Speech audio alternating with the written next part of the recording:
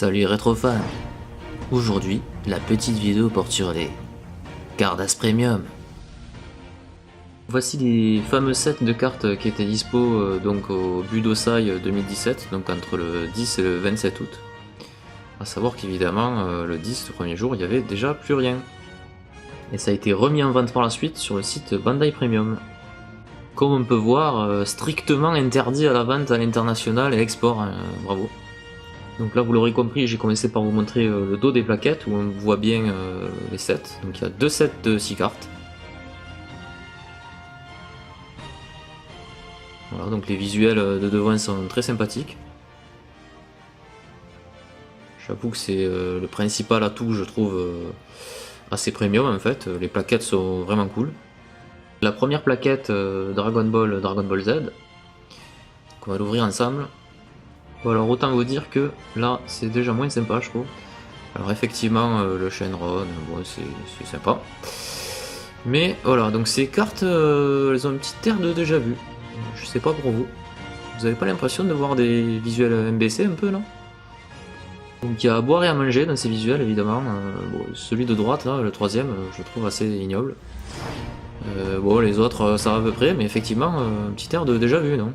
Et non, désolé les gars, c'est pas des visuels exclusifs, hein, c'est juste des recyclages de visuels MBC.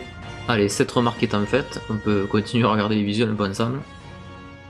Bon voilà, après je sais qu'il y a beaucoup de fans parmi vous de ce genre de cartes que moi je trouve pas très jolies particulièrement. Mais en tout cas, ces plaquettes ont le mérite d'exister, à ma foi, c'est plutôt sympa comme initiative. Et donc voilà pour cette petite plaquette. Et c'est parti pour ce deuxième set de Dragon Ball GT, Dragon Ball Super. Encore une fois, on a droit à des visuels exclusifs. Paradoxalement, je trouve que ce set GT est peut-être un des plus réussis.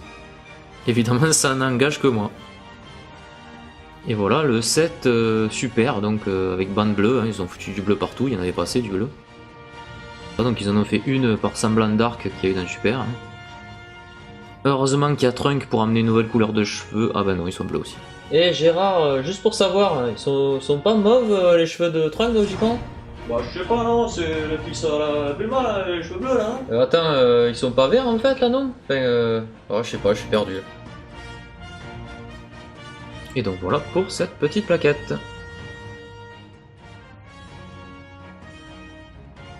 En conclusion, on peut dire que c'est un item assez sympa dans l'ensemble en fait, en tant que tel. Mais c'est vrai qu'on regrette ces visuels qui sortent des MBC, hein, c'est moche. Et c'est sur ça que se termine cette review. J'espère que cette petite vidéo vous aura plu, et je vous dis à bientôt pour de nouvelles aventures de cartes et de produits dérivés Dragon Ball Z.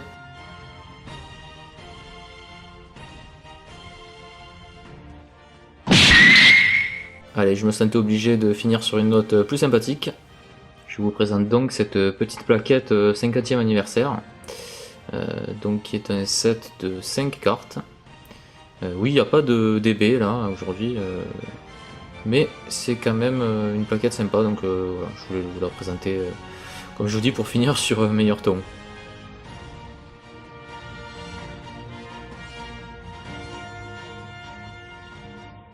Comme vous pouvez voir, un petit set de 5 cartes. Donc on a un petit package un peu sympa, axé manga avec des onomatopées. Donc je vais zoomer un petit peu sur ces cartes. Donc Kochin Kame et Kinnikuman pour les deux premières cartes. Dr Slump pour la carte du milieu toute seule, un star quoi. Et enfin une carte Senseiya et une carte Jojo.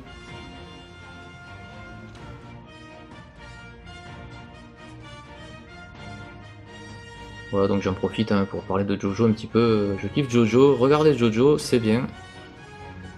Voilà, c'est toujours mieux que de regarder Dragon Ball Super. Allez, ciao!